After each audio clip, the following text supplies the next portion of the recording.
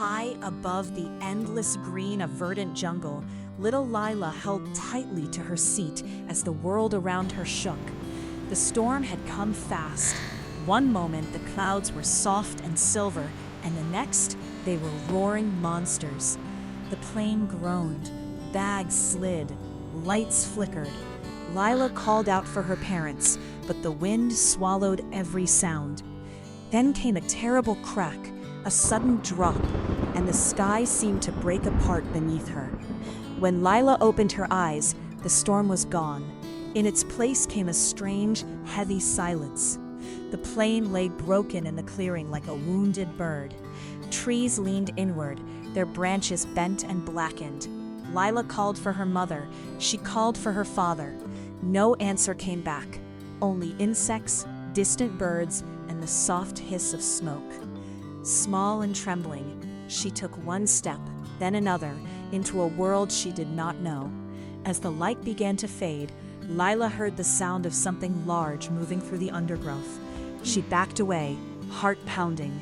From the curtain of leaves emerged a shape bigger than any animal she had ever seen. A giant ape stepped into view. His arms were powerful, his chest broad, his eyes bright and strangely gentle. Lila wanted to run, but fear rooted her to the ground. The ape did not roar. He only looked at her, as if trying to understand why such a tiny creature was all alone. Instead of attacking, the great ape turned and disappeared into the jungle. A moment later, he returned with bright fruit cradled in his huge hands. He placed it in front of Lila and sat down at a distance beneath an ancient tree. Hunger won over fear. Lila reached for the fruit, never taking her eyes off him. He watched quietly, almost shyly. That night, while strange sounds filled the dark jungle, Lila slept beneath a shelter of leaves, and the giant ape stayed awake beside her like a silent guard. Days turned into weeks. Lila named him Boro. She spoke to him as though he could answer, and somehow, in his own way, he did. He showed her which fruit was safe, where clean water gathered after rain, and how to listen when the jungle warned of danger. Together they built a little life in the hidden jungle shelter. Lila made necklaces from seeds. Boro carried her across muddy ground.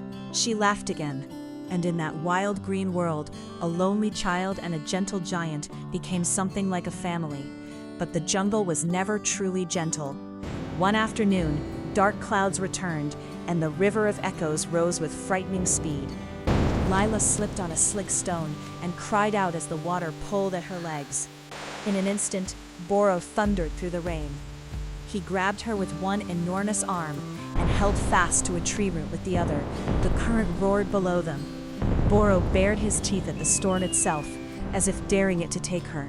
And when he finally set Lila down on dry ground, she wrapped her arms around his wet fur and would not let go. Far beyond the trees, Lila's parents had never stopped searching. Mara and Daniel crossed mud, rain, and endless miles of tangled forest, following every clue and every whisper of hope. Their clothes were torn, their faces tired, but love kept them moving. Then, one golden morning, from the top of a high cliff, Mara heard a sound she had dreamed of through every sleepless night. A small laugh, a child's voice. Somewhere below, their daughter was still alive. When Lila saw Mara and Daniel, she ran as fast as her small legs could carry her. Her parents dropped to their knees and held her as though they could gather back every lost day in a single embrace. They cried, and Lila cried with them. Behind her stood Boro. For one tense moment, Daniel pulled Lila close, unsure of the giant shadow watching from the grass. But Lila reached back and took Boro's hand. In that touch, her parents understood. This great creature had not stolen their child. He had saved her. Some loves are not meant to last forever in the same place.